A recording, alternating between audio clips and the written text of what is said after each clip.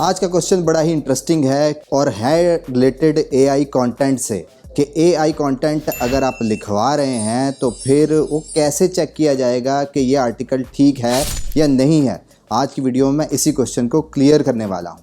तो अगर आप मुझे पहली दफ़ा देख रहे हैं और एक्साइटेड हैं इसी वीडियो के लिए तो चेक कर लें कि आपने यूट्यूब चैनल सब्सक्राइब कर रखा है, फेसबुक पे पेज फॉलो किया हुआ है, उसके अलावा इंस्टाग्राम पे ही फॉलो कर सकते हैं।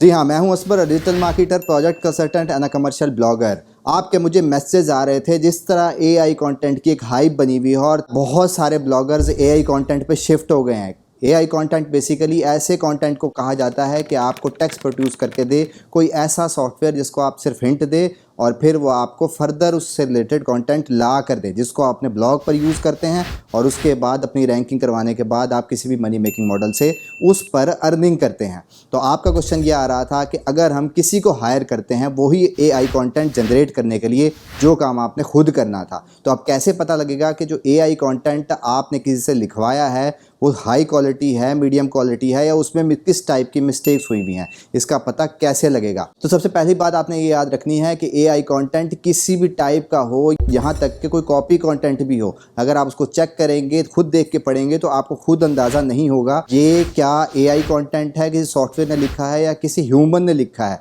तो इसलिए मैनुअली तो ये चीज़ पॉसिबल नहीं होती है। पर यहाँ पर इंपॉर्टेंट चीज़ ये है कि अगर नहीं पता लग सकता तो फिर क्या चीज़ चेक करनी होगी आपको। उसको पब्लिश करने से पहले अगर आपको कंटेंट कहीं से हासिल हो जाता है या आप किसी से लिखवा रहे हैं, फ्री लिखवा रहे हैं या पेड लिखवा रहे हैं, तो उसका सिंपल सा सोल्यूशन ये है कि आपने उस आर्टिकल को पढ़ के ये देखना है कि क्या उसमें किसी भी किस्म की मिस्टेक्स तो नहीं है, चाहे वो ग्रामर मिस्टेक हो, चाहे वो किसी और टाइप की ऐसी मिस्टेक्स हो जो सेंटेंस पढ़ते हुए आपको समझ ना आ रही हो कि क्या बात हो रही है और उसका रिलेशन नेक्स्ट पैराग्राफ के साथ या नेक्स्ट लाइन के साथ कैसे बन रहा है। तो इसका सोल्यूशन जो मैं देने वाला हूँ इसको आपने ट्राई ज़रूर करना है। इसके लिए यह आपके लिए थोड़ा कॉस्टली तो होगा ही, पर आइडियल सोल्यूशन यही हो सकता है, जिसके लिए सिंपली आपको एक राइटर नहीं 2 राइटर अरेंज करने चाहिए अपने एआई कंटेंट के लिए। जो ब्लॉग आप राइट करवा रहे हैं किसी भी आर्टिकल से, वो एक बंदे से नहीं कराना, 2 बंदों से काम कराना है। उसकी लॉजिक क्या है? उसकी लॉजिक ये है कि आप उन दोनों को ही डायरेक्टली हायर करेंगे, उन्हीं दोनों को इंगेज करेंगे